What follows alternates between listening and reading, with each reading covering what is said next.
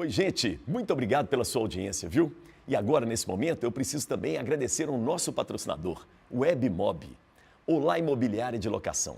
Imagine ter análise de todas as opções de seguro-fiança em menos de 1 minuto. São 8 opções para análise dos inquilinos, juntamente com o orçamento do seguro incêndio. Fazemos tudo isso através da nossa plataforma, que é integrada com as seguradoras Porto Seguro, Tóquio Marine, Potencial e Tchu Seguros. Tudo isso já seria ótimo, não é? Mas a gente não para por aí não. O WebMob é também gestão e atendimento humano. Faça como centenas de imobiliárias. Fale com a gente e agende uma apresentação. O WebMob. Acesse www.webmob.com.br ou então liga para a gente agora, ó, 31 98332 3971. E um bom programa para você. Bom papo!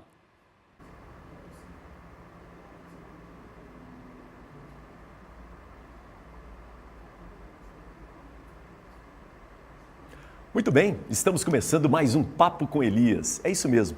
Todo mundo, gente, tem uma boa história para contar. E a ideia do Papo com Elias é a gente contar histórias com pessoas que vão ampliando os nossos horizontes. E a gente, claro, né, tem o prazer de receber hoje uma pessoa que, para mim, é uma referência também. É radialista, jornalista e hoje político, senador de Minas Gerais. E é com muito prazer que a gente abre esse especial do Papo com Elias com os candidatos, né, candidatos a prefeito de Belo Horizonte. E essa abertura é com o meu querido Carlos Viana. Então, Viana, obrigado pela presença. Olá, Elias, um prazer muito grande.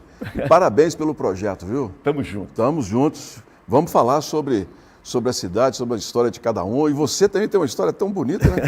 Pai Lambi-Lambi. Lambi-Lambi no Parque Municipal. Poxa, parabéns, que coisa legal, cara. Parte da cultura, da história da nossa cidade. Deixa eu começar com o parque, já que a gente falou. Vamos Você lá. gosta do Parque Municipal? Gosto. Sempre quando na infância, minha mãe gostava de levar, passear. E a gente não ficávamos muito, porque ela nunca foi de sair de casa e ficar muito tempo fora de casa. Mas íamos e quando passávamos pelo centro, ela gostava de passar pelo parque municipal. Ela fazia muitas consultas ali na área hospitalar. Então aproveitava para cortar caminho. E ela gostava muito do parque. Então a gente tem aquelas primeiras lembranças em Belo Horizonte, né? Eu vim do interior, eu tinha o quê? 6 anos de idade, fomos morar em Contagem. Tá. No bairro das Indústrias. Depois, você nasceu onde? No Vale do Aço? Eu nasci numa cidade chamada Braúnas, que é uma madeira preta de lei, né, que dá para fazer dormente, a terra de gente, com a gente determinada, gente forte, né? É a cidade. Mas meu pai era funcionário da CEMIG. Então, eu nasci lá por uma questão do destino mesmo, era uma vila da CEMIG, lá do Salto Grande, uma das primeiras usinas hidrelétricas, inclusive, de Minas Gerais, que o Juscelino construiu, e meu pai trabalhava. Meu pai era barrageiro, né? Motorista de barragem, e lá eu nasci. Aí viemos para cá naquele fluxo brasileiro, aqueles anos 60, né, de muita gente vindo do interior e se alocando nas cidades. Eu sou de 63, aí vim com 6 anos para Contagem e com 14 anos aqui para Belo Horizonte, já no Sagrada Família. Você estava me contando que você viveu muito tempo no Sagrada Família. Vivi no Sagrada Família. Olha, eu casei no Sagrada Família, eu tive filhos no Sagrada Família, eu tive netos no Sagrada Família. Hoje eu moro na Serra, por uma questão de proximidade mais com as atividades, mas eu tenho um carinho especial. Muito grande, região leste. Aqui conheci figuras muito bacanas, o bairro tinha figuras muito bacanas, o Paulo Isidoro, jogador de futebol, grande, né, Paulo me matava Isidoro, de raiva jogando no Atlético, fazendo gol contra o Cruzeiro, mas... E o Paulo Isidoro é danado, ele é cheio do dinheiro, ele soube economizar, né? O cara muito bacana. O bairro tinha muita gente ligada à área cultural, música, porque a proximidade dele com o centro, né? E com Santa Teresa. Com Santa Teresa também. Então a região aqui é uma região muito querida. Viana, como a gente vai para o Brasil inteiro, o mundo inteiro, esse bairro Sagrada Família, como é que você definiria para quem não conhece Belo Horizonte? O que é o bairro Sagrada Família?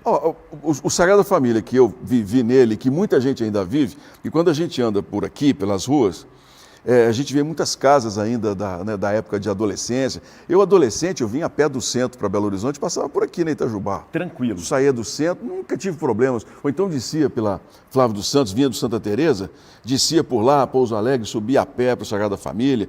O único problema era quando a gente via um carro da polícia, né? Que ficava assim, todo mundo. Assim, mas isso aí é da função e tudo mais. É um bairro muito residencial, muito né? residencial. Muito tradicional. Mas não vai escapar naturalmente ao crescimento da cidade, né? Não é ainda um bairro tão habitado por prédios, porque Belo Horizonte parou de crescer. BH é uma cidade que perdeu no último censo quase 200 mil habitantes. E a política que Belo Horizonte aplicou sobre prédios, ela fez com que as construtoras fossem para Nova Lima. Então, Belo Horizonte criou dificuldades, melhorou o caixa, mas o povo mudou para Nova Lima. Sim. Você vê que aquela região toda ali de Nova Lima, conurbada com a capital, são super prédios de luxo que deveriam ter sido construídos em Belo Horizonte. E para quem é de fora de Belo Horizonte, isso influenciou no clima também, porque barrou, né? O vento, clima ameno, o vento, né? É da cidade. Nós já tínhamos dificuldade com isso. Por que eu falo essa questão de o pessoal tem que briga com prédio? Mas prédio é quem gera no entorno dele, por exemplo, comércio, gera salão de beleza, gera frutas, empregos, gera toda uma riqueza. Um prédio, ele faz com que as pessoas morem mais perto do trabalho. Claro que você não vai perder a visão histórica de uma cidade, você não vai transformar tudo, derrubar tudo. Existem casas e pontes de Belo Horizonte que você tem que preservar. Mas o Sagrada Família hoje sente esse efeito, mas foi menor porque Belo Horizonte, por essa política de cessão onerosa e entender que prédio não seria uma boa opção, acabou a cidade perdendo. Hoje nós somos a 8ª capital, né? Sim. Em habitantes no Brasil. Em arrecadação somos a 2ª, mas em termos de população nós ficamos para trás de muita gente. Vamos lá, agora vamos para o jornalismo. Como é que o jornalismo chega na sua vida? Alguém da família? Não, nada. Rádio, ninguém. TV? Como é que Ninguém. Sou de 2 famílias muito antigas em Minas Gerais, minha mãe e meu pai. Família do meu pai, o primeiro ramo chegou em 1530. O outro ramo chegou também em 1545. Então, para você ter uma ideia... Capitania hereditária. Capitania hereditária. São Vicente em São Paulo Isso. E Pernambuco. Perfeito. Chegou, inclusive, na nau do Duarte Coelho, uma menina de 12 anos, Não que era uma acredito. enteada, é verdade. Que Uma história. menina de 12 anos, a mãe era uma judia, foi queimada pela Inquisição em Lisboa, e a menina foi entregue para uma família para ser criada como católica, a família do Duarte Coelho. E essa menina veio para o Brasil, casou-se, viveu 92 anos, teve 8 filhos, e numa dessas descendências veio a linhagem do meu pai, até ele, todo mundo da polícia e do exército, até descobriu o ouro, e um deles veio de Pernambuco para Minas Gerais para controlar a passagem, né, de ouro entre São Paulo e Rio, e casou-se com uma paulista, e aí nós começamos em Minas nisso, em 1700 e lá vai. E da parte... Que legal essa história.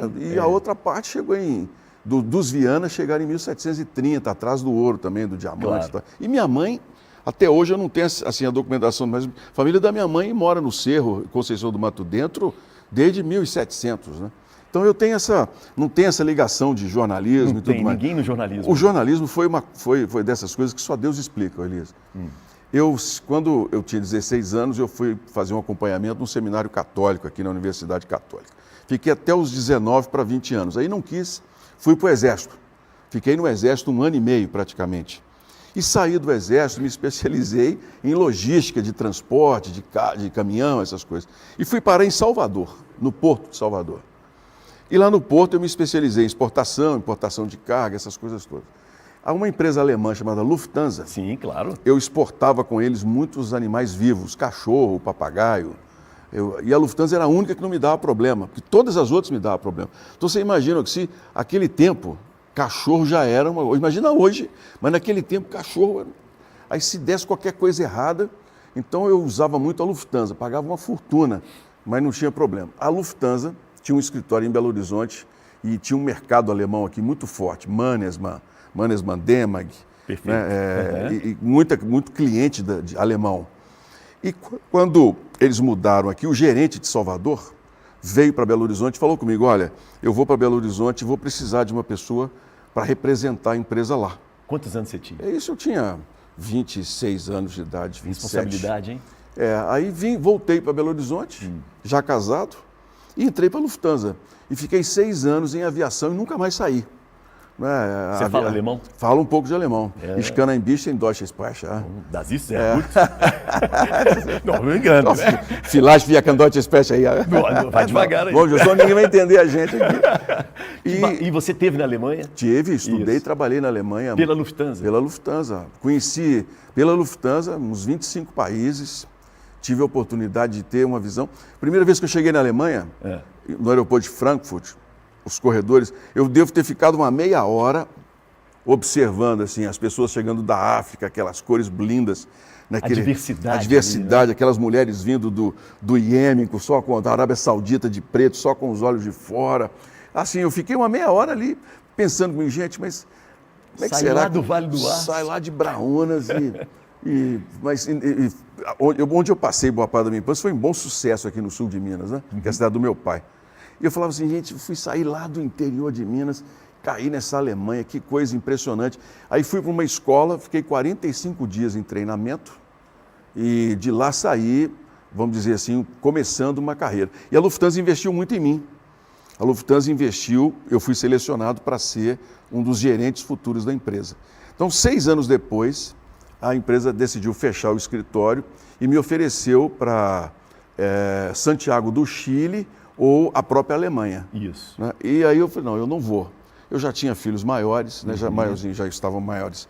A Solange já tinha uma condição de Solange trabalho. É sua esposa. Minha esposa.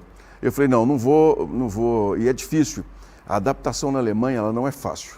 Primeiro por causa da língua, segundo porque na época era uma Alemanha totalmente diferente, Elias. Hoje é uma Alemanha aberta, alegre, uma Alemanha de muito imigrante, mas naquela época... Muito formal. Eu sentava, por exemplo, no trem, o alemão levantava, não ficava do meu lado.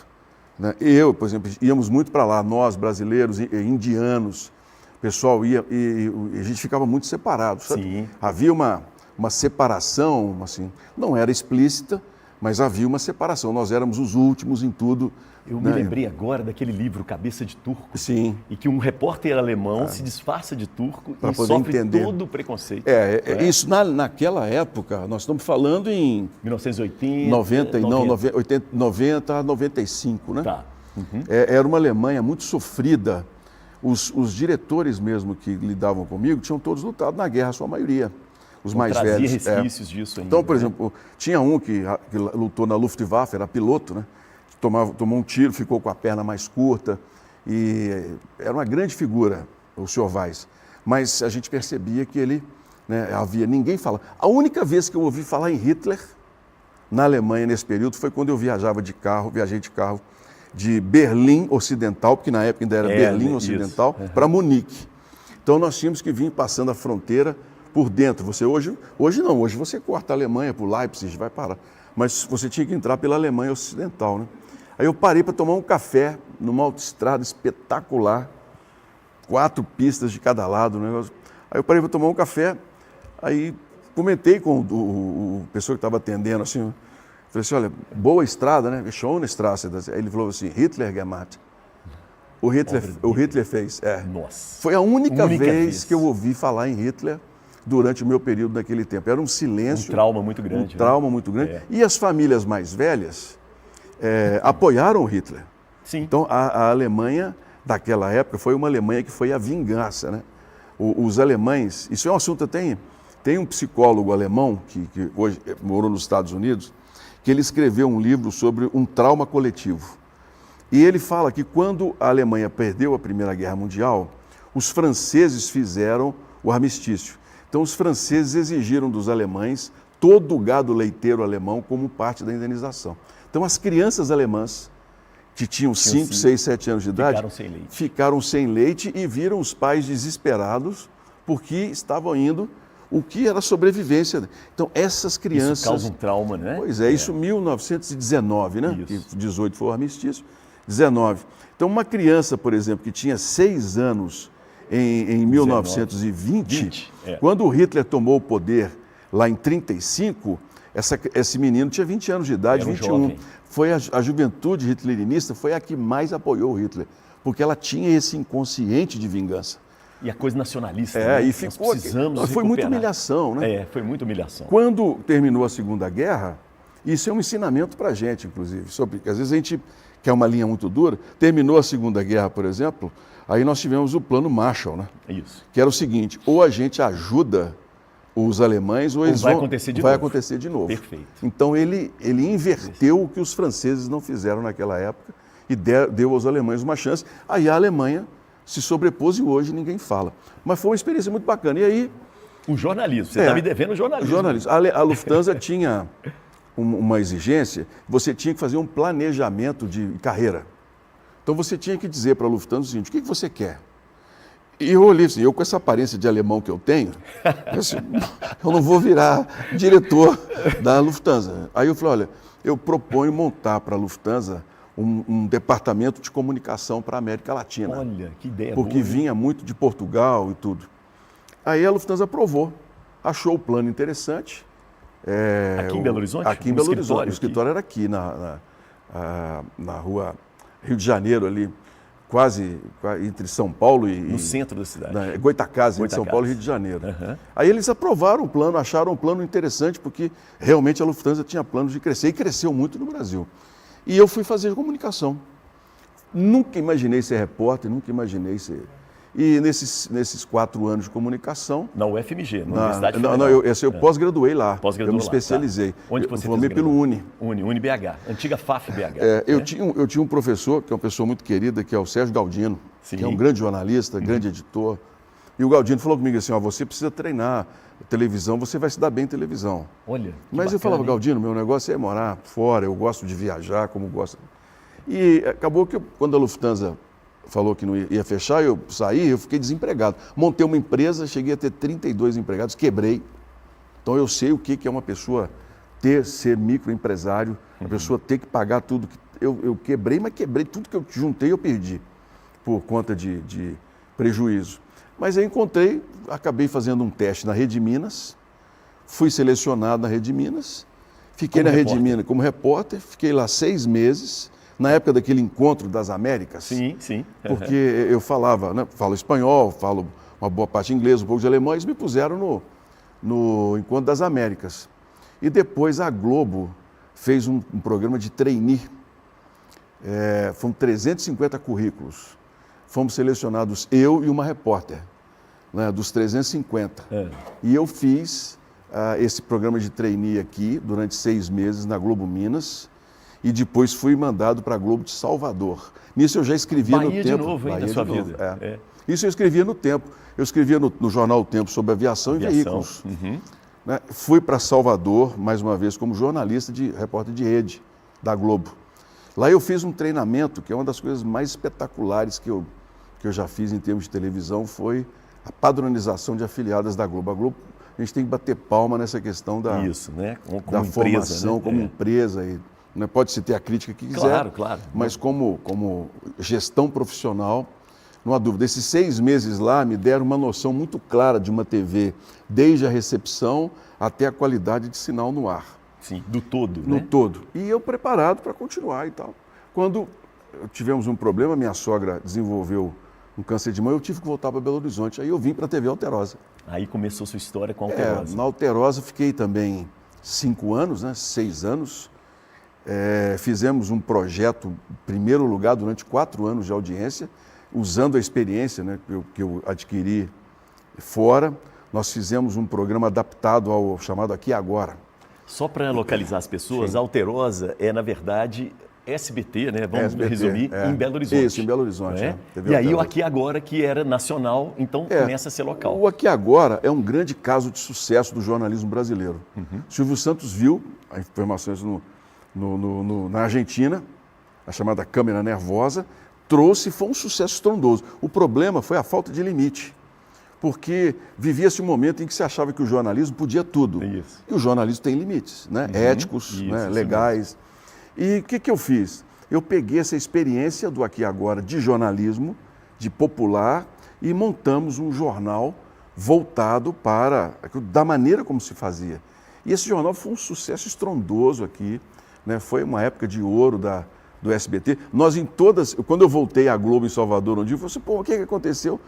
Todas as capitais a gente ganha de meio-dia às 2, a gente só perde em Belo Horizonte. Porque eu consegui unir um jornalismo dinâmico com informações e pesquisa. E tinha o esporte junto também. Tinha, aí né? o esporte veio antes. O Alterosa Esporte. Né? Isso ajudou muito, essa disputa de Cruzeiro e Atlético, né? Aqui é muito pegada, então já entregava com audiência muito boa. E com uma linguagem mais leve, né? Isso é importante. A maior audiência do jornalismo mineiro é minha, 22 pontos. 22 pontos? Numa matéria que fiz em Contagem sobre os jovens desaparecidos e a gente achou os corpos e ficamos praticamente O primeiro DNA quem conhece aquele DNA do ratinho? Isso. Que era abrir o DNA. Primeiro DNA, DNA fui eu que fiz aqui no estúdio. Ah, não acredito. É verdade. É mesmo, Viana. Troca de 2 crianças na Santa Casa de Caeté. Um DNA ao vivo, nós ficamos quase 1 hora ao vivo, nacional.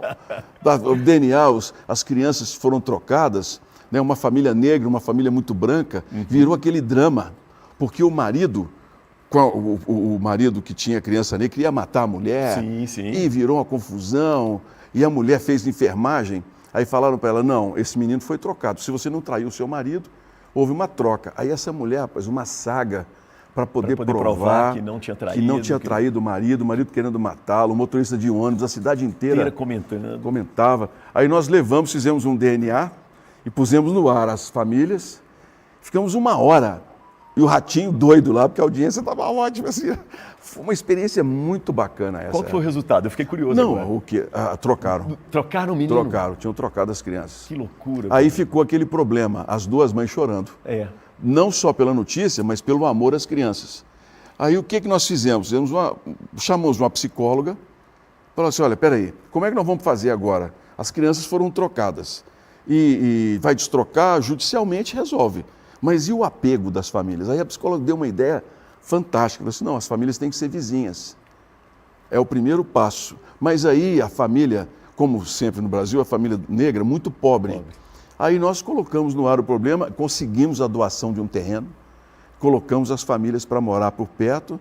Eu acredito que hoje, se assistirem, né, já devam ter superado, e devem ter sido amigos, né? Porque uma situação como essa... ir lá e ver como é que está. Dá vontade de saber. O que é o jornalismo para você, Viana? Toda a geração antiga de jornalismo, de jornalistas, diz que o jornalismo muda muito. Os mais velhos, quando eu comecei, falavam assim, o jornalismo morreu. Porque era aquele jornalismo ainda da ditadura, né? do pessoal que enfrentava manifestação, e censura, jornalista, todo jornalista tem que ser de esquerda, isso. Não é isso? Porque jornalista que não é de esquerda é seco e molhado, quer dizer, isso é uma visão muito, muito ruim. O jornalismo, ele é antes de tudo um espelho da realidade. Não adianta querer falar que jornalismo é educativo, jornalismo é propositivo, isso tudo é bobagem. Jornalismo é realidade. E realidade você mostra como ela é, só que cada um tem uma visão sobre ela. Então você tem que tomar muito cuidado, porque hoje, e até eu estreiei isso no jornalismo, que é aquela coisa de você comentar. Isso. Comentar jornalismo se transformou em jornalismo opinativo. Opinativo é um colunista. Você é um colunista especialista, você dá opinião. O grande erro, na minha opinião, hoje, é que o tornar o jornalismo mais próximo das pessoas deu vazão à opinião pessoal do repórter. Ninguém quer saber isso. As pessoas querem saber o seguinte, no entorno da produção desse fato aqui, quais são os aspectos paralelos a ele. Não é o que eu penso, se é bom, se é ruim, se que deixou de ser, prestou, não. Para produzir esse fato, aconteceram uma série de... Quando, onde, e isso se perdeu. Hoje, por exemplo, politicamente, o jornalista tem lado, questão de ideologia, até de gênero, o jornalista tem lado, e isso afastou a população do jornalismo. Quebrou os jornais, né? As rádios estão com muita dificuldade, inclusive as melhores têm dificuldade. Por quê? Porque perdeu o senso de que o importante ali é a notícia. Não é a opinião do repórter ou do jornalista. Isso a pessoa tem que guardar para ele. Então a minha visão é que nós estamos numa fase de tentar redescobrir o jornalismo. Mas... Boa.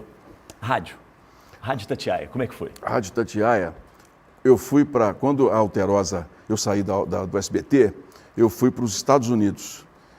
Fui desafiado lá a montar um jornal para brasileiros, em português brasileiro. Era uma coisa para mim, eu fui morar em New Jersey e nós fizemos um jornal também muito sucesso, chamava The National Brazilian Newspaper. E essa empresa americana me contratou, eu fui para lá como um freelance e acabei sendo contratado. E nos Estados Unidos, os vistos de trabalho são dados assim, até setembro fecha o ano fiscal. Então o visto de trabalho é para o ano seguinte, 1º de outubro para frente. Aí o meu visto de trabalho saiu para 1º de outubro do ano seguinte, né? E saiu em maio, primeira semana de maio. Então eu liguei para casa e falei, olha, pode preparar que nós vamos embora. Todo mundo, vamos para os Estados Unidos. E comecei a deixar tudo pronto, casa, para ir embora para os Estados Unidos com a família e tal. Na semana seguinte, eu fui subir uma escada, tinha uma obra, eu caí dessa escada, quebrei o pé. Aí eu olhei, foi uma conta interessante. Cheguei no hospital com o pé desse tamanho, pé direito. O médico era um médico da Guiana, de Georgetown. Aí o médico falou, você é brasileiro? Eu sou brasileiro. O que está acontecendo com o Brasil? Eu falei, não sei, doutor. Eu estou aqui, não sei. O que está acontecendo com o Brasil? Eu sei o que aconteceu com o meu pé, né? O Brasil perdeu para o México, 3-1. Não acredito, futebol. Doutor, eu não quero falar de futebol, eu quero falar do meu pé. Aí ele falou assim, a radiografia assim, tão mal quanto o futebol brasileiro, você vai ficar 2 anos para recuperar esse pé. Eu falei, cara, que notícia ótima, hein? Olha, para você ter uma ideia, eu levei 5 dias para contar para minha esposa que eu estava no hospital. Até eu primeiro entender o que tinha acontecido comigo, aceitar aquele momento. Isso. E falar assim, vou ter que rever meus planos vida. todos. Né? De novo, né? De novo. Mais uma vez na sua vida. Né? E meu pai falava assim que o homem só constrói até os 40. Meu pai tinha essa... sim, depois as pessoas falavam isso, porque né? só vivia 50 anos na idade dele. Né? Você resolve aos 40? Aí eu falava, putz, Guilherme, eu estou com 40 e poucos anos, desempregado, pé quebrado, todo lascado, endividado. Aí voltei para o Brasil com uma bota de acrílico, cheguei aqui de cadeira de roda. Poxa vida. Meu filho hoje, Samuel, foi me buscar, minha filha Isabela, todo mundo chorando, parecia que eu tinha morrido. Tinha morrido.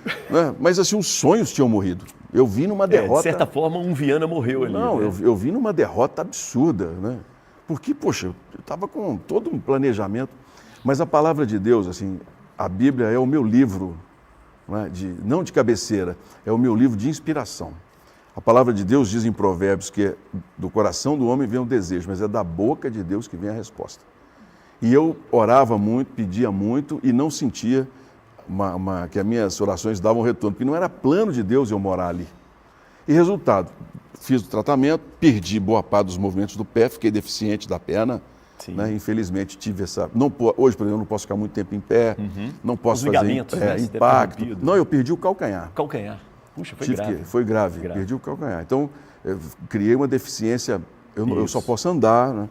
Por um determinado período, por exemplo, eu não posso fazer trekking, não posso fazer futebol, mas o pé está aí, tá bom. E 2 anos... Você interpreta isso como um sinal, né? Não, era para, sabe, os evangélicos, nós evangélicos sabemos que Deus cuida da gente com muito carinho. E há uma passagem que o profeta vai à casa do oleiro, que é o sujeito que trabalha o barro. Isso. E o oleiro pega um jarro e fala assim, não estou satisfeito, e desfaz o jarro. E refaz o jarro. Então Deus, quando quer uma pessoa para Ele, quando quer, Deus desfaz esse barro e faz um novo jarro. Então Deus fez um novo jarro de mim.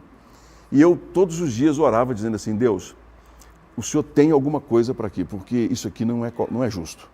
O que eu estou passando de dor, de sofrimento, tem uma revolta, o Senhor tem para mim alguma coisa. Para quê? Algum propósito. O Senhor tem um propósito nisso. Eu tenho confiança que o Senhor vai me dizer breve por que eu estou passando isso. Aí 2 anos, curado, voltei a dar aula na universidade, né? Me chamaram para dar aula novamente, e a Itatiaia me chamou. O Emanuel chamou lá e falou, estou precisando de um repórter novo aqui, bom, uma pessoa que tenha opinião e que não tenha medo. Eu falei, então é comigo mesmo. E você nunca tinha trabalhado em rádio? Não. Eu tive uma experiência pequena, né? De rádio. E já na Itatiaia, né? Que é essa potência, aí, né? Cheguei lá, aí, com 6 meses, o Emanuel fez uma troca na programação. Na verdade, mandou embora o cunhado, eles tiveram um desentendimento, mandou embora o cunhado e me chamou lá, falou, vou te dar um programa de 4 a 5. Aí eu ficava olhando para ele e falei assim, nossa, esse homem mandou embora o cunhado, o genro, né? O que vai fazer comigo? De 4 a 5 da tarde. 4 a 5. Falou comigo assim, olha, a audiência está horrível e eu preciso que você melhore a audiência. Eu falei, mas chefe, eu nunca trabalhei. Estou chegando agora. Dá a sua opinião. Tem hora que você fala umas coisas aí que eu não concordo com você de jeito nenhum, mas eu gosto de te ouvir. Dá a sua opinião no programa e vão tocar. Fiquei 6 anos em primeiro lugar, né? Aí já é uma mudança, já não é um jornalista, é o âncora.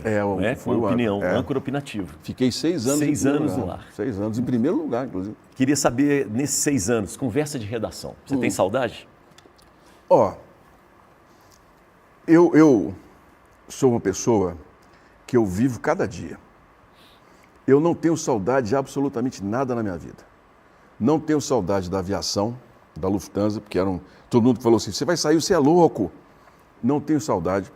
Não tenho saudade de nada. E não tenho saudade de rádio nem de televisão, porque eu pus na minha cabeça, quando tomei a decisão de sair, eu falei assim, eu estou saindo para não voltar. Tanto que quando eu decidi me candidatar, porque eu ia embora do Brasil, eu já tinha feito planos de mudar do Brasil novamente. Para onde você ia? E eu ia para a Espanha. Por quê? Porque é uma ligação da minha família com a Espanha, com a cidade de Toledo, há uma história muito bonita e eu gosto muito de lá. Tá. E eu tinha tomado a decisão e falei com meus filhos que a gente iria embora porque eles são advogados e lá com 1 ano na universidade eles poderiam advogar, que a gente começaria uma vida nova. Então eu pus no meu coração e na minha falei, olha, o jornalismo aqui está ótimo, mas eu quero ir embora. Então quando eu tomei a decisão de sair, eu não olhei para trás. E não olhei mesmo. Então, Conversa de Redação é um grande momento do rádio aqui de Minas.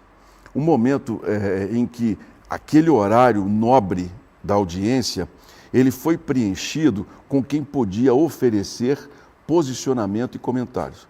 Porque você dar um horário nobre a quem não tem o que contribuir, a encher o tempo, você perde essa qualidade. É a minha visão. Isso. Então, naquele momento, o Emanuel teve uma visão fantástica de que era preciso dar qualidade. Como ele ouvia a rádio o tempo todo, então ele dava qualidade em cada momento da programação. E com perfis diferentes. Eduardo Costa tinha uma linha, um perfil e você outro, né?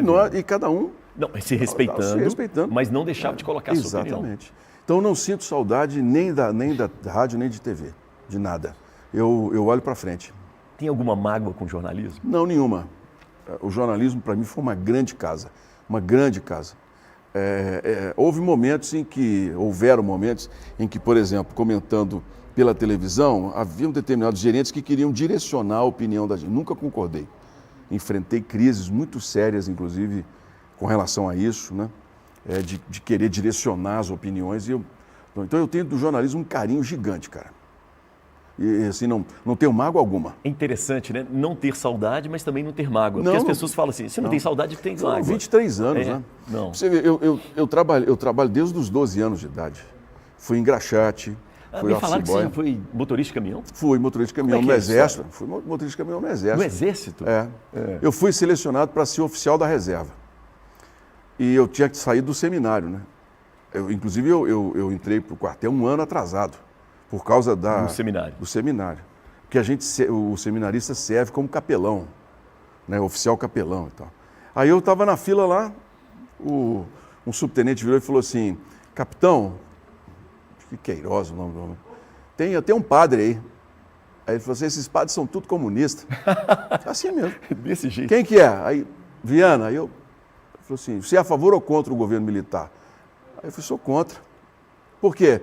Acho que cada povo tem que tomar a sua decisão sozinho. Na hora eu fui na hora. Tchau para você. Tchau para você. Aí eu falei, bem, agora vou embora para casa. Que nada, me deram um saco cheio de roupa e botina e falou assim, você vai ser soldado. Aí fui ser soldado. Aí falou, o que você sabe fazer? Eu falei, olha, eu sei dirigir caminhão. Aprendi com meu pai. Seu pai, né? Isso. Meu pai me ensinou numa carreta, uma Scania. Ele falou, mentira. Eu falei, verdade. Então dirige esse caminhão aí. Aí me deram um caminhão, eu dirigi o caminhão. Aí falou, então fica aí. Pronto, comunista vai dirigir o caminhão. Padre comunista vai... eu dirigi. Mas foi uma coisa tão interessante que eu dirigia e o motorista escuta tudo. Isso. Então, aqueles momentos finais do governo militar, aqueles ecos de tentativa de não deixar, dos isso, oficiais que eram a favor, isso tudo ficava comigo. Então eu escutava, por exemplo, o que estava sendo planejado, né? Aquela questão do Rio Centro, né? Da explosão do Rio Centro, quer dizer, aquilo tudo era comentado dentro do carro. O Frota, né? O Frota, o general que não queria entregar. Não queria entregar, não queria dar havia uma divisão interna no Exército muito grande. Então havia uma preocupação da tropa, o que vai acontecer, o que poderia acontecer, né? Trazer uma guerra civil. Isso tudo ecoou muito, isso me formou muito para a cidadania. Assim. Muito legal. Falar em cidadania, vamos falar de Belo Horizonte agora. Vamos lá? Eu queria começar com ciclovia. Sim. Outro dia eu vi você com a marreta perto da ciclovia daqui de Belo Horizonte, na Afonso Pena. O que é isso? Aquela ciclovia ali é um desastre. Eu gosto de bicicleta. Só que a gente tem que ter bicicleta onde você pode andar. Lagoa da Pampulha, outras áreas de parques em Belo Horizonte, você pode ter ciclovia. Praça onde o pai possa levar a filha e o filho numa bicicleta para andar. A gente precisa desenvolver esse hábito na cidade, as crianças terem lugar para poder... Isso é uma preocupação muito minha, sabe, Elias? Eu viajo nessas cidades, essas capitais, eu ando muito a pé. Sim.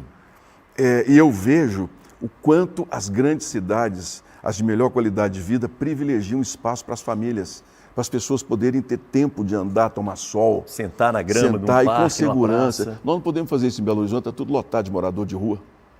A cidade precisa enfrentar esse problema. Aí eu é quem venho falando em ciclovia há muito tempo. Né? Aí resolveram fazer a ciclovia do nada, né? Sem ouvir a cidade, lá na Afonso Pena. Ali é um desastre, ali não tem como ter ciclovia ali. Porque você já não tem trânsito. O centro já tem um problema seríssimo de vaga. Porque a BH Trans, ao longo dos últimos anos, foi tirando do centro os carros com aquela ideia de que as pessoas iam usar transporte público. O pessoal não usa. Ninguém vai comprar no centro usando transporte público. As pessoas querem ter a possibilidade de parar o carro, comprar as coisas, pôr no carro. Então, matou o comércio do centro da cidade. Então, ciclovia vai ter. Eu gosto de ciclovia, mas onde a gente pode andar com ela em segurança. Mas tem um investimento que foi não, gasto. Vai perder. Vai perder, não é só por desmanchar, vai perder porque ninguém usa. Pega as ciclovias ali da região do centro de Belo Horizonte para ver quem usa ciclovia no centro de Belo Horizonte. Não passa uma bicicleta. Não adiantou, gastou uma fortuna para não ter absolutamente nada. Vamos continuar em Belo Horizonte. Vamos. A gente está passando aí por esse momento, né, dessa catástrofe no sul, né? Sim. Tivemos aí todo esse problema, muito em Porto Alegre. Muita gente fala que Porto Alegre é parecido com Belo Horizonte. Não, né? é bem diferente. É né? diferente geograficamente, mas assim, em termos de cidades mais tem tranquilas. Tem várias lagoas no entorno. Não. Vamos falar de mudança climática. Não tem jeito, vai cair no colo do prefeito, porque a mudança climática a gente sente na cidade. O que você pensa sobre isso? Como senador, eu vou te falar agora com quem está sentado e analisando isso. O investimento em prevenção não chega a 1%. O investimento em gasto vai chegar a 50 bilhões para salvar as pessoas. O que você acha disso? Se tivesse pego 10 bilhões e feito um trabalho de prevenção, não teria essa catástrofe toda. Aqui a gente tem muita cultura do luto, porque o luto movimenta, todo mundo vai lá salva cachorro, salva gente. Agora, quando fala em prevenção, as pessoas não dão importância. Belo Horizonte, ou nós privilegiamos a água ou vamos privilegiar o trânsito. Um dos dois. Não tem como, porque a água vai ocupar o espaço dela. Sim. Agora, a gente quer manter a água guardada ali dentro de caixote, ela não vai ficar. Isso é uma ilusão. Então, nós temos que buscar quais as soluções. A primeira delas, a UFMG tem proposta, que é um centro de pesquisa que nós temos que aproveitar mais. Eles têm pesquisas de áreas onde você pode criar, que essa água não são bacias, são áreas para absorver a água. Por quê? Vamos pegar o Barreiro. Na margem ali. Vamos pegar quando eu fui menino ali na região do Barreiro era terra, porque em Belo Horizonte tudo quanto é bacia. Hoje Barreiro é todo asfalto. Aí você pega a Tereza e Cristina de Contagem, passando Nova Granada, que é a região toda oeste ali, tudo asfalto. Essa água, ela desce em velocidade para o rio. Aí o Arrudas vem, quando ele chega no Calafate, faz um braço de 90 graus em direção ao centro. Essa água bate no paredão e volta. Quando ela volta, ela se espalha pela avenida. Então não tem jeito. Você tem que fazer uma grande bacia de contenção naquela região do Calafate, que já está prevista há muito tempo. Prevenção. Se você fizer isso, você controla a vazão do Arrudas de uma ponta a outra. E áreas onde você, inclusive com desapropriação. Eu ia te perguntar isso. Desapropriação. Não tem saída. Pela sua lógica, junto com a UFMG, teria que ter um investimento em desapropriar. Nós temos que fazer desapropriar áreas próximas, justamente para haver a absorção dessa água que vem. E tem uma série de telhados verdes que a UFMG sugeriu, de nós conseguirmos nas casas telhados verdes, onde a água da chuva ela possa ser absorvida por canteiros, que ela não vá para a rua do asfalto. Isso são tecnologias, Singapura usa isso de uma maneira espetacular.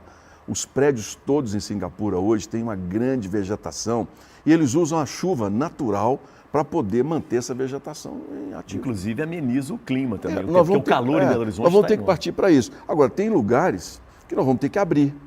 Prudente de Moraes, por exemplo. Vamos ter que abrir. Hoje, eu estou falando porque a gente vai fazer um estudo aprofundado, mas é uma tendência a ter que abrir.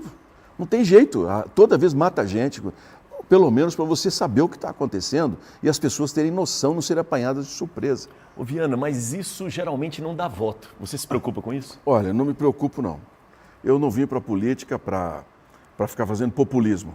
Porque eu sei que muita gente vai sentar agora e vai encher de populismo. Né? Vai pegar livro e vai dizer, sem nunca ter lido o livro, fala, esse livro aqui... Eu não, eu conheço a cidade. Eu conheço Belo Horizonte de uma ponta a outra. Eu conheço Belo Horizonte da divisa de Ibirité até a divisa de Pedro Leopoldo, de Vespasiano, sabe? A cidade inteira, Ribeirão das Neves, a conurbação com Sabará, conheço tudo. Porque como repórter, se havia uma coisa que eu fazia era rodar pela cidade. Então a gente entende. E outra coisa, a gente precisa ouvir a população, ouvir as pessoas. Você vai fazer uma obra, por exemplo, vilas e favelas, que é um assunto que a gente precisa ajudar a resolver. Tem que ouvir a população. Não é? Como que nós vamos fazer para dar condição de urbanização em favela, mantendo aquelas famílias lá? Um prefeito, Elias, ele tem que estar lá em Brasília o tempo todo. Porque o prefeito, ele tem que buscar os recursos nos ministérios. Os deputados e senadores têm seus compromissos. Eles vão dividir o dinheiro deles nas cidades deles. Então, uma cidade como Belo Horizonte, você tem que estar o tempo todo lá nos ministérios. Ministro, estou com esse projeto aqui, estou precisando desse dinheiro. Presidente, seja quem for, é presidente da direita, presidente da esquerda, presidente, Belo Horizonte está precisando melhorar o sistema de transporte urbano, eu estou precisando desse recurso. É assim que tem que ser. Agora senta na cadeira, aqui da prefeitura, fica comendo e bebendo ali o dia inteiro, não resolve nada, aí, meu amigo, a gente vai só perdendo. Você ficou muito solitário em Brasília? Brasília é uma cidade solitária? Brasília é uma cidade perigosa. Por quê? Primeiro que Brasília é o centro da prostituição no Brasil. Não é, eu não falo de prostituição só tradicional, do meretrício, né, de gente que vai para lá do mundo todo e contrata prostituta para festas, que é uma das coisas mais comuns que existem lá. Né, essas festas de arromba e gente... A prostituição política, a prostituição do seguinte, meu voto vale de acordo com o que eu vou receber e não de acordo com o interesse da população. Você veja essa votação agora recente do DPVAT, né, que virou seguro DPVAT. Olha, uma vergonha. Não é pelo seguro, não. O seguro ele é até importante, porque você tem aí todos os dias de 30 a 35 jovens que morrem em motocicleta no Brasil. A maioria muito pobre, não tem nem como fazer o enterro. Mas o governo vai lá e coloca 16 bilhões de gastos sem controle. Sabe, nós já quebramos o teto, quebramos o arcabouço, a gente está indo para os mesmos buracos. O Roberto Campos, eu admiro o Roberto Campos, o ex-economista mais velho. Ele uma vez perguntado por jornalistas se ele velho, ele arrependia de alguma coisa. Ele era muito criticado, né, porque ele era muito ácido. Né? Aí uma jornalista famosa falou assim, o senhor se arrepende? O senhor sempre foi muito criticado. Ele virou e falou assim, os povos são divididos em 3 categorias segundo a diplomacia do Bismarck, né, do alemão. Isso. Os povos que aprendem com a experiência dos outros e enriquecem. Os povos que não aprendem com a própria experiência e os que não aprendem nunca, que são os idiotas. O Brasil, nós estamos no patamar 2. A gente não aprende com os nossos erros. A gente não pode cair para o 3. O que está acontecendo no Brasil hoje, eu falo com total... Nós estamos caminhando para o mesmo buraco que nós conseguimos sair com muito sacrifício lá nos anos 90 com o Plano Real, com recessão, desemprego, depois com a ex-presidente Dilma que julgou o país de novo no buraco, que herdou do Lula as contas totalmente descontroladas. Nós estamos caminhando, e eu não estou fazendo crítica ao PT, eu estou falando que a política econômica, porque o que manda é o bolso. Nós não aprendemos com os nossos erros. Então a política, você fica solitário, porque se você não souber jogar, se você, o sistema... Você falava disso, do sistema que antes... O Tropa de Elite, Tropa né? de Elite 2. Quando o Tropa de Elite fala assim, o sistema fala, isso aí é um exagero. O sistema existe, só aceita no meio dele quem faz parte das regras, quem aceita, e só aceita ser comandado por quem sustenta as regras. Qualquer um que chega lá e quiser ser líder do sistema e tentar mudar, o sistema derruba ele. Por quê? Porque é um jogo de interesses. E eu falo isso porque conheço isso de perto. Os interesses mesmo do país, assim, aquela coisa de fazer o país, o Brasil se desenvolver para 100%, isso é uma utopia que em Brasília hoje é muito difícil a gente alcançar. E como é que você se adapta a esse sistema, Viana? Olha, eu sobrevivo. Por que prefeito agora eu me sinto preparado? Porque se eu tivesse saído de jornalista para ser governador, para ser prefeito, eu não sobreviveria. Porque a gente ia chegar com aquela visão nossa do peito aberto. Isso, né? é. Como eu cheguei em Brasília. Vou resolver tudo. Não, né? eu vou enfrentar. Não adianta, tem que dialogar. O Senado, principalmente. Senado é uma casa que você tem que conversar. A Câmara é a casa do embate. O Senado não. O Senado é a casa do acordo. E lá não tem espaço para quem quer fazer circo, quem quer fazer animação de auditório. O Senado não aceita isso. Senador Cleitinho. É uma pessoa muito boa, mas que vai ter que aprender muito. Pelo menos ele está usando terno agora, não fica com as camisas do América estranho. Se ele estivesse na Câmara, ele teria mais espaço para poder fazer parte do que ele o levou à política. Né? Mas no Senado, não. O Senado é uma casa onde ninguém grita. É uma casa onde as pessoas conversam. Então isso ele vai aprender. Tenho certeza que ele vai acabar sobrevivendo. Sua relação com o Pacheco? Minha relação com o Pacheco é formal.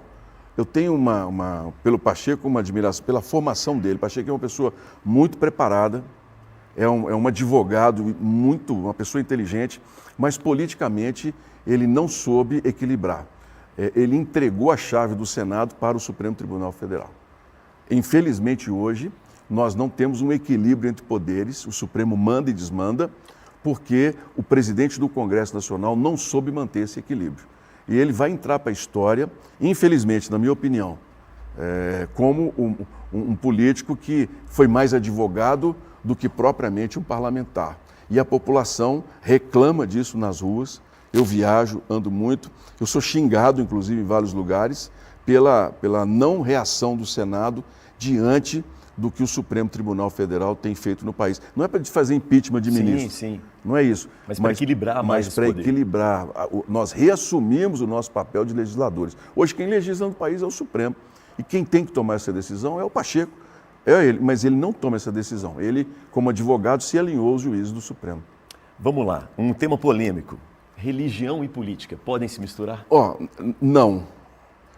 Essa é uma confusão que também está se tornando muito comum no Brasil, como foi o jornalismo. Igrejas evangélicas não são partido político.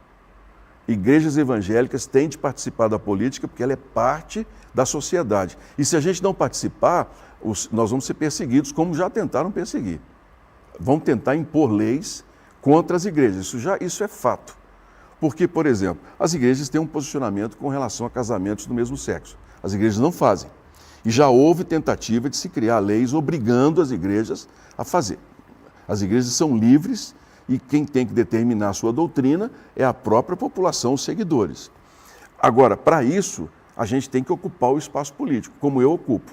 Eu criei a Frente Parlamentar Evangélica do Senado, temos a Frente Parlamentar Evangélica da Câmara, são 250 deputados, no Senado nós somos 16, 11 evangélicos efetivamente. Nós não somos um partido, nós somos uma frente de princípios. O governo quer liberar a maconha. Não, nós não concordamos. E vamos para cima do governo. Nem para o uso medicinal? Não, aí isso é uma outra história. Tá. A questão de fazer remédio é uma conversa que ninguém tem dúvida sobre ela. O canabidiol é uma boa medicação. A questão é o uso chamado recreativo de uma droga que é a porta de entrada para outras. É bom lembrar que as igrejas evangélicas são as que mais têm os centros, as comunidades terapêuticas. Então lá a gente sabe o que acontece com a pessoa. Por isso é que as igrejas são contra. Aborto. Constantemente a esquerda quer liberar o aborto. Nós não concordamos. A vida tem que ser protegida desde o início. A mulher tem que ter toda a possibilidade, inclusive, de depois entregar essa criança para adoção. Não, o negócio de matar a criança no útero. Então, os evangélicos, eu falo pela minha... Nós temos que nos posicionar. Agora, nós temos que respeitar os outros. Você pegar, por exemplo, fazer um pastor ir para um caminhão de som com um ex-presidente dizendo que os evangélicos... Não, está errado. Eu não concordo. Porque a Bíblia fala que nós temos que orar pelas autoridades. Não diz se é para da direita ou da esquerda. A Bíblia está lá. Orem pelas autoridades para que tenhamos paz.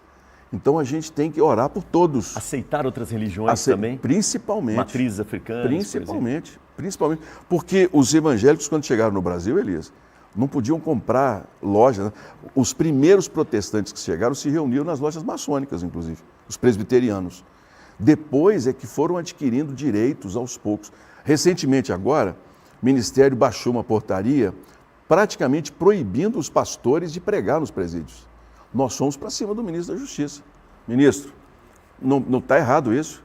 Liberdade religiosa significa poder falar o que você quer. Ah, mas isso é proselitismo religioso. A Declaração Universal dos Direitos Humanos diz que a pessoa pode professar a religião que quiser, mudar de religião e ser respeitado por isso. Então, o proselitismo é o que Jesus fala assim, quando vocês morrerem, vão chegar no céu, aí eu vou dizer assim, afastai-vos de mim, vós que não fizeram a minha vontade. Mas onde, Senhor? Senhor, nós te chamamos de Senhor, Senhor, estive preso e não foste me visitar. Então, a nossa obrigação é cumprir o que ele disse. Aí como é que quer proibir a gente fazer isso nos presídios? Vai ter que voltar atrás. Vai voltar atrás. Se não voltar, nós vamos lá no presidente da República dizer, o senhor disse que ia respeitar os evangélicos. O senhor não está respeitando. Quando ele fica sabendo, daí a pouco os ministros ligam. Não é impor, é sermos respeitados, Elias. Muito bom. Voltando a Belo Horizonte. Carnaval de Belo Horizonte é um sucesso para a cidade. E é um desafio para o prefeito também. Sim. Qual que é a sua opinião sobre o Carnaval de BH? Primeiro, eu achei interessante que esse ano brigaram pelo Carnaval, né? Quem criou o Carnaval foi o povo, quem fez o Carnaval foram as pessoas, aí a Prefeitura que tem a obrigação de organizar, então aí veio o governo do Estado... Todo mundo, filho bonito tem um monte de pai. Né? Deixa para lá. Olha aqui, o Carnaval é um exemplo claro de como Belo Horizonte tem vocação para a área cultural. Ganha o vendedor de água, ganha a farmácia que vende o remédio para ressaca, ganha o dono do bar que vende a bebida, ganha o restaurante que tem a cidade cheia, ganha o hotel. Carnaval de Belo Horizonte é uma festa de sucesso. Por que a gente não pode fazer duas? Por que nós não podemos fazer no início do ano, no meio do ano, por exemplo, um esquenta BH? Um carnaval fora de época? Por que não? Nós não podemos fazer e fazer uma grande divulgação do Carnaval de Belo Horizonte nacionalmente, para Belo Horizonte voltar a ser um centro cultural e turístico. E com isso a gente desenvolver, não só de Belo Horizonte, mas desenvolver o turismo. O turismo é a segunda principal fonte de receita em Minas Gerais e vai ter que ser a primeira, porque o minério vai acabar. Eu estou falando isso, o Pará está passando na nossa frente. Hoje, por exemplo, a população não aceita minerar na Serra do Curral. Cidades como Pouso Alegre, Andradas, não aceitam mineração mais próximo da cidade. Lafayette, a mineração tem problemas.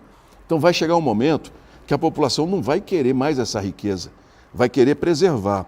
E preservar significa turismo. Sim. Então está na hora da gente começar a pensar em grandes programas de turismo, de preservação, de parques e festas. Por que nós não podemos ser em Belo Horizonte a capital nacional do teatro, do cinema? Não vou ficar dando spoiler aqui não, mas... Entendi, isso já está no seu projeto, está no seu plano. Essa é a nossa vocação. Nós estamos entre Rio e São Paulo, nós temos condição de ser um centro cultural muito grande. O Carnaval é um exemplo de como a gente pode desenvolver essa economia da capital. Vamos lá, Belo Horizonte de hoje e Belo Horizonte de antes. O que você tem saudade? Da Belo Horizonte que você podia andar nas ruas com tranquilidade. Nós temos que resolver o problema dos moradores de rua. E não é com polícia que nós vamos resolver isso. Isso não é uma questão legal, é uma questão humana.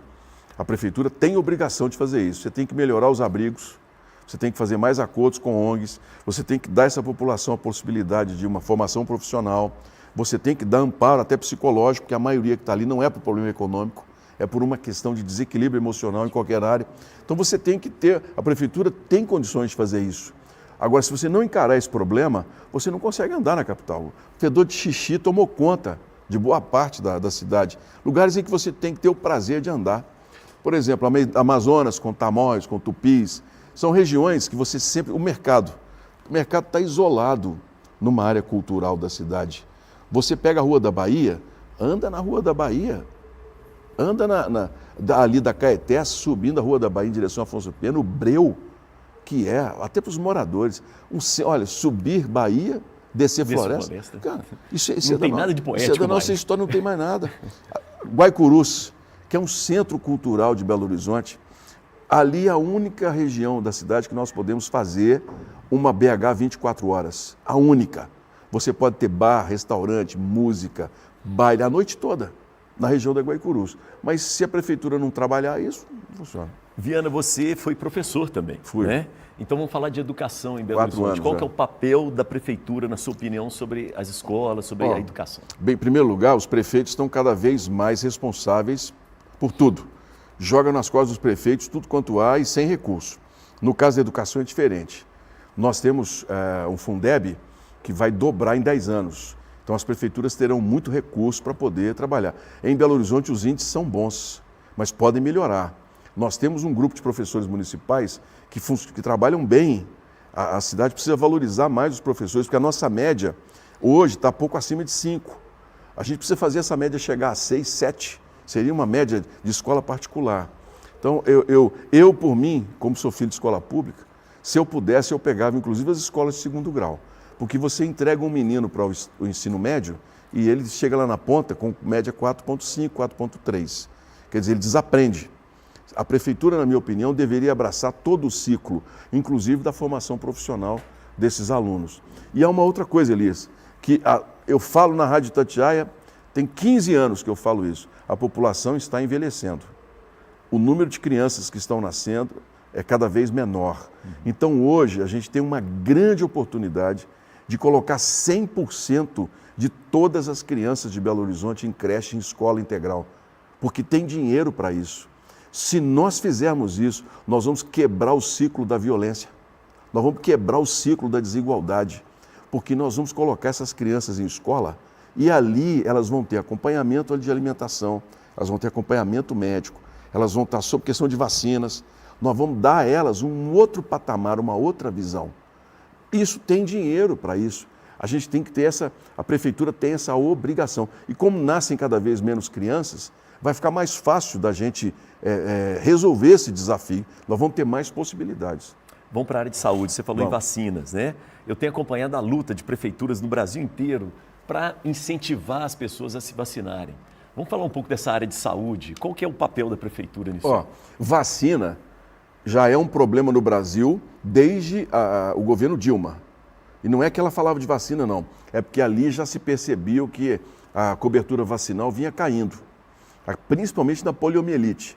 Como a doença desapareceu, as pessoas não estavam achando importante vacinar. Piorou quando veio o problema do Bolsonaro. Quando o Bolsonaro veio e começou a falar mal de vacina, isso ganhou uma repercussão muito ruim. Eu não concordo. Eu me vacinei 3 vezes e vacinas salvam vidas. Vacinas são importantes. A gente precisa incentivar a cobertura vacinal, especialmente das crianças. Sarampo está voltando, coqueluche, que é uma doença que na minha casa passou pela minha casa, nós passamos por tudo, catapora. Está voltando por quê? Não tem cobertura vacinal. Mas isso nós não podemos obrigar ninguém. É um outro ponto. Ninguém é obrigado a se vacinar. A gente tem que criar uma consciência nas pessoas de que isso é parte importante na própria vida delas e dos filhos. Se eu for prefeito, Elias, nós vamos trabalhar prevenção. Eu aprendi muito isso. Prevenção de inundação, prevenção de saúde, dengue. O governo, a prefeitura, não gastou praticamente nada em prevenção o ano passado da dengue. Esse ano a dengue veio arrebentando com todo mundo. Dengue é uma doença que veio para ficar. A gente não vai ter uma vacina 100%. Mas todo ano em que a gente faz uma prevenção, que você manda, cria aquela coisa de limpeza urbana, mutirão, vai para a televisão, para a rádio, fala, olha, tem que limpar a casa, cuidado, vai chover. No ano seguinte a dengue não incomoda, ou o que se incomoda, incomoda pouco. Então, prevenção, essa é a minha ideia. A gente trabalhar com a capacidade de fazer a cidade ter tranquilidade nos momentos em que as situações acontecerem. Você trabalhou em televisões, né, rádios muito populares, com programas populares, não é um jornalismo popular. Geralmente se associam essas pessoas, esses jornalistas, à questão de armamentação, armar as pessoas, da violência, do combate de um combate, digamos assim, de prender as pessoas e tal. Qual que é, você como prefeito, como é que você trabalha essa questão da violência? Vou te dar um princípio teológico. Bom. Um princípio teológico dos 10 mandamentos. Né? A tradução de não matarás está errada. Está errada. A palavra no hebraico original é não assassinarás, não tirarás a vida do inocente. O matarás é de acordo com a necessidade. Não, a Bíblia era uma incoerência. Não é? Faz sentido. Na legítima defesa, você tem direito de ter sua arma. Olha, meu pai tinha arma, eu tive arma, meus avós tiveram arma, meus bisavós tiveram arma, porque eram todos militares. A arma não faz nada sozinha. Você tem o direito de ter uma arma dentro de sua casa e defender sua família. Eu penso assim. Agora, você portar uma arma na rua, você portar, né? Você sair com essa arma para a rua, aí, meu amigo, peraí, isso aí já é uma outra conversa. Isso você tem que restringir. Então o armamento, ele não faz nada sozinho. Essa história de que armas, quanto maior quantidade, mais violência, mentira. Ah, porque a arma, eu ouço muito isso lá da esquerda no plenário, a arma legal vai para a mão do criminoso. Não é verdade. A arma que vai para a mão do criminoso, ela entra no Brasil contrabandeada. A começar que a arma que você tem acesso é uma arma de defesa. 38, quando agora nem 9 milímetros você tem mais direito. Um 38, que é uma arma de defesa. O bandido não vai usar 38. Ele usa .40, ele usa fuzil, ele usa outras coisas. Essa arma entra no Brasil de contrabando. Então esse é um assunto que há muita ideologia política por trás dele. Mas eu sou a favor de que as pessoas tenham acesso, quem quiser, com treinamento e legalidade, ter uma arma dentro de casa, na fazenda. Você está lá na fazenda, no meio do mato, sozinho. O Estado não te garante uma segurança pública efetiva. Você não pode se defender sua família? Ah, mas aí vem essa questão, né? Você é um evangélico, defendendo arma, está errada a tradução. Não é não matarás, é não assassinar. Pode pesquisa. Ninguém fala disso. Ninguém. É o princípio, é não assassinarás. Rapidamente, guarda municipal, você... É o futuro. É o futuro. Uhum. As guardas municipais vão ocupar um papel muito importante, porque a polícia militar, ela é uma polícia estadual. Ela precisa ocupar o espaço dela no Estado. E o custo dessa polícia militar é muito grande para determinada cidade. Por exemplo, uma cidade pequena, que você tem até 10 mil habitantes, é muito mais em conta para o Estado ter uma guarda municipal efetiva, com câmera em todas as pontas, do que você manter uma polícia estadual. A polícia estadual, eu sou a favor de que ela ocupe, por exemplo, as rodovias. Você viaja de Montes Claros a Salinas, 2h30 no norte de Minas, sem nada. Nada, né? Nada, no escuro, uma blitz, coisa alguma. Ali uma polícia estadual tem que ocupar, encher de câmera e ter os postos de controle até com helicóptero, se precisar. O cidadão tem que ver. A Espanha tem um modelo muito bacana sobre isso, de guarda civil e de polícia. Os Estados Unidos também têm o do xerife, que cuida dos presos, a polícia municipal, a polícia estadual, né, e polícia de porto. A gente precisa repensar isso, mas guarda municipal é muito importante em Belo Horizonte. Viana, a gente está caminhando para o final, né? Nós falamos das crianças, né? Você como prefeito, a sua ideia disso, mas vamos lembrar que até 2030, pelo menos 25% da população brasileira será composta de idosos. Sim. E Belo Horizonte é uma cidade, perante as outras capitais, que tem uma proporção de idosos muito alta. Sim. O que você pensa sobre essa população? Essa é uma pergunta interessante, porque você, da mesma maneira que diminui as crianças, as pessoas vivem mais. Eu mesmo espero viver muito, porque eu já sou idoso, né? Outro dia eu tenho... Menos, né, Viana? Não, Menos, claro. Pela legislação eu estou 60 anos. Aí eu chamei um amigo meu do Sindicato dos Aposentados. Falei, Cheque, vamos mudar essa lei, rapaz. Vamos passar idoso para 75. Um cara quase apanhei. Para o pessoal que... Você vai na fila... a qualidade de vida na fila para embarcar no avião, tem mais gente prioritária de idoso. Prioritária do que os outros. E eu estou lá na fila do prioritário. Falei, poxa, eu caminho bem, a gente tinha que deixar essa fila só para quem tem dificuldade de locomoção. Mas não aceitam isso, né? Agora, para Belo Horizonte, para a cidade, precisamos pensar... Ela não é uma cidade amiga do idoso. Questão de fisioterapia, principalmente, de acesso e de espaço para esses idosos. A terceira idade, a China é um negócio maravilhoso. Você sai, por exemplo, em Xangai, tem um parque, vários, mas tem um parque em Xangai muito maior do que o nosso, onde todas as manhãs centenas de idosos praticam Tai Chi Chuan. Cara, é uma das coisas mais bonitas. E olha, assim, nas praças, o idoso sai de casa, vai para lá dançar, fazer Tai Chi Chuan, fazer amizade e volta para casa. Vou te contar, minha mãe tem 89 anos, mora no centro. E ela vai sábado fazer Tai Chi Chuan no Parque Municipal. Tá vendo? Olha que iniciativa. Mas é muito pequeno o grupo ainda. Nós precisamos levar isso para outras partes da cidade. Não custa nada, tem ONGs que fazem isso, a prefeitura pode apoiar. Do que eu fico muito chateado, meu gabinete fica aqui no centro, e às vezes eu olho para a janela, vejo assim 2, 3 idosos naqueles apartamentos pequenos, olhando para a rua com um olhar muito perdido. Quer dizer, não tem opção de vida. Né? A gente tem que começar a pensar em como que nós vamos trazer essa terceira idade. A Inglaterra tem um exemplo que, se fosse... Os idosos ingleses são voluntários na porta das escolas. Ganham um colete, a placa, e ficam segurando o trânsito para as crianças saírem, né, em segurança. Cara, é uma das coisas mais lindas do mundo. Gente de 90 anos. E aí as famílias agradecem, as crianças aplaudem, né? Um reconhecimento da terceira idade.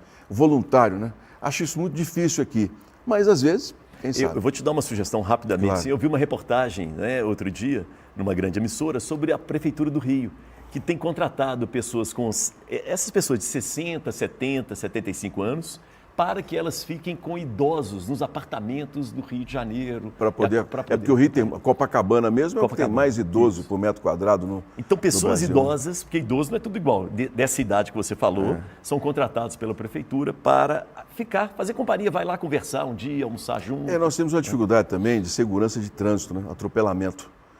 Minha avó, por exemplo, faleceu de um atropelamento. Ela já tinha uma debilidade, foi atropelada por uma moto jogou ela no chão.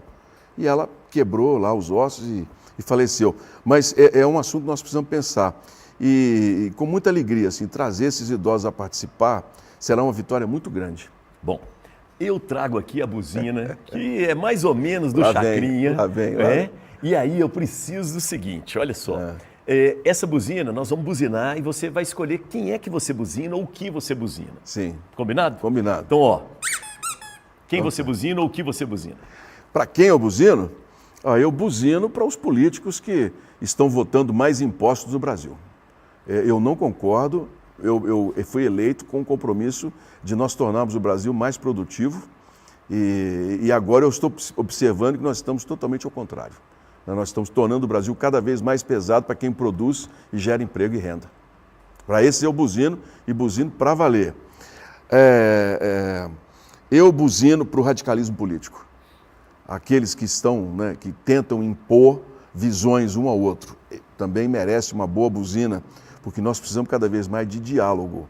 Nós precisamos reunir o Brasil novamente e pelo menos gerar uma confiança futura de que a política vai resolver os nossos problemas. Belo Horizonte sempre teve prefeitos mais ao centro, assim, né? A população de Belo Horizonte parece que é centro-esquerda, né? Centro-esquerda, mas o centro, né? Você tem feito essa caminhada porque muitas pessoas te associam à direita. Como é que Mas eu sou direita. Eu sou centro-direita. Nunca escondi isso. Centro-direita. Eu nunca escondi isso. Eu defendo família, eu defendo a economia liberal, eu defendo o capital. Eu sou direita. Agora, eu não sou extrema-direita, né? Aquele que quer impor o que pensa. Não. A esquerda tem muita coisa que a gente pode... A esquerda, Elias, ela caminhou mais do que a direita em se adaptar. Hoje não existe aquele comunismo radical. Né? Depois que tomou champanhe e fumou charuto cubano, aí acabou. Né? Até o usava Nike. Poxa. Então, o pessoal está lá em Paris. Né? A esquerda já fala em privatização, em concessão, já fala nisso. A direita não. A direita só fala com os empresários. E a extrema-direita só fala com um grupo que é de elite. Né?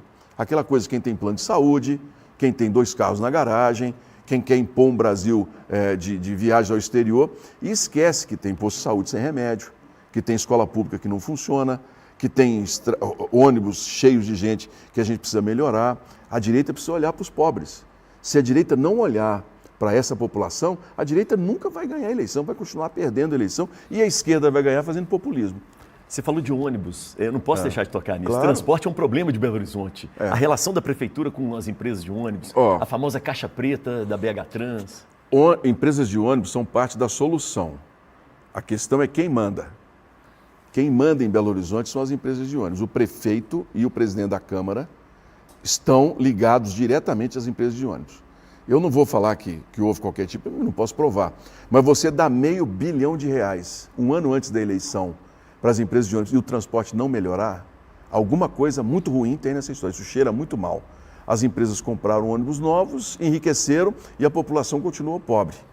Quem tem que mandar nas empresas de ônibus é a prefeitura. Quem fez um grande papel nesse sentido foi o Patrus Ananias. O Patrus chegou e mudou todo o modelo, inclusive de concessão, que depois foi sendo deturpado. Hoje as empresas fazem o que querem. Quem tem que dizer os resultados é a prefeitura. Mas para isso a gente precisa das empresas. Não adianta querer falar em intervenção, tomar empresa. Isso aí é populismo, isso é bobagem.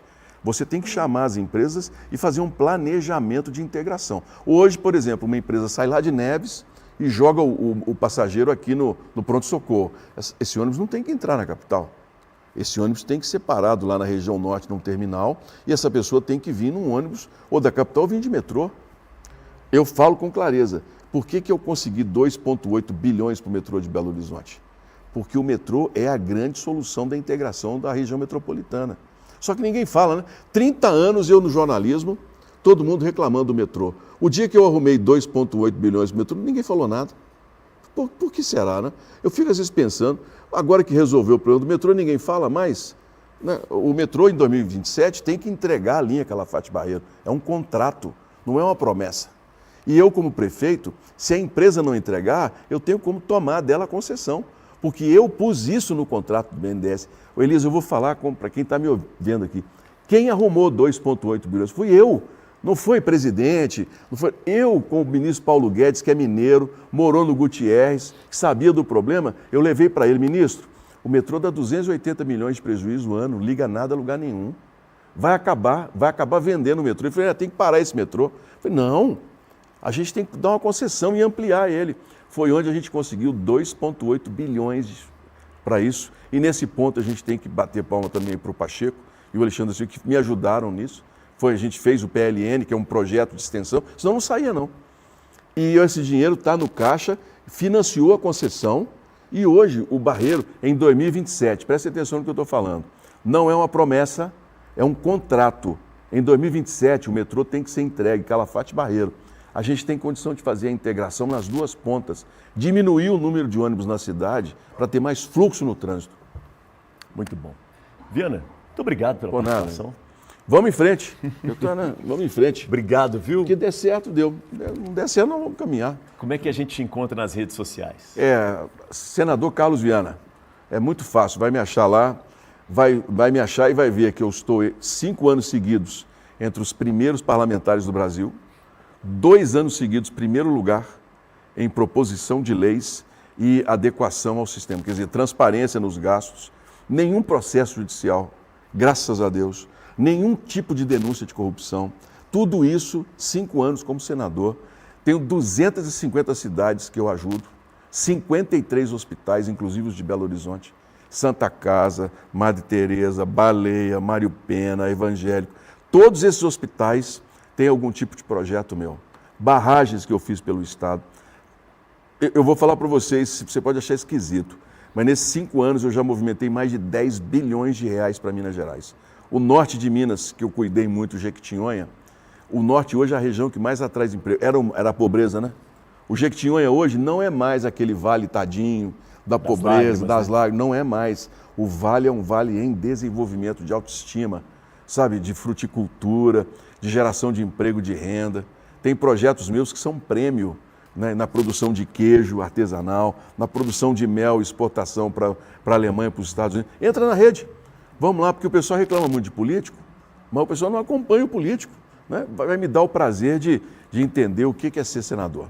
Obrigado, parabéns, Elias. E boa sorte. Obrigado, irmão. Deus te abençoe. Abraço a todos aí. E Belo Horizonte, nós te amamos, viu? Nós te amamos. E vamos cuidar muito bem de BH, se Deus quiser. Bom, este foi o atual senador, mas jornalista, radialista, preocupado com Belo Horizonte, participando do nosso programa do Papo com Elias, a gente que vai conversar com os candidatos e candidatas à Prefeitura de BH, tá bom? E lembrando, né, que se é problema de Belo Horizonte, na verdade é problema do Brasil também. A ideia é um pouco essa. São grandes capitais que são muito semelhantes. Beijo para quem é de beijo, abraço para quem é de abraço e eu, sobrei.